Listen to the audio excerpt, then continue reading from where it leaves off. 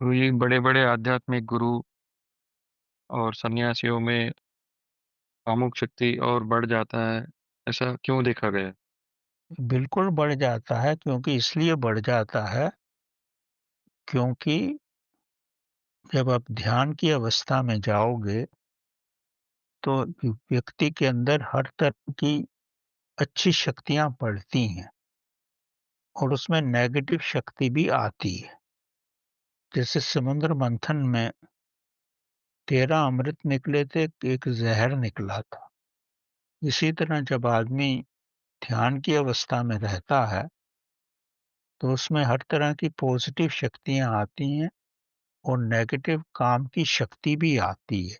जैसे आपकी बाजू में शक्ति आई, आपके माइंड में शक्ति आई, तो आपके मूलाधारा में भी शक्ति आएगी। तो ये आपको समझना है, ये भी समझना बहुत ज़रूरी है। जब मूलाधारा में शक्ति आई, तो उसको आप रूपांतरण करो और आपको मालूम होना चाहिए जितने भी हमारे ऋषि महात्मा हुए हैं वो सब शादीशुदा ही थे। वो धर्मपत्नी के साथ ही रहते थे। उनको इसका आभास था कि जब और शक्तियाँ आती हैं, तो ये भी शक्ति आती है। तो काम में उलझते नहीं थे। जब काम की आवश्यकता होती तो काम में जाते भी थे।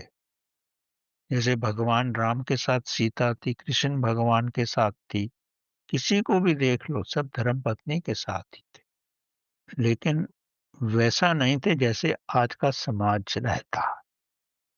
अगर आप इस अवस्था में हो, तो उसमें कुछ गलत नहीं।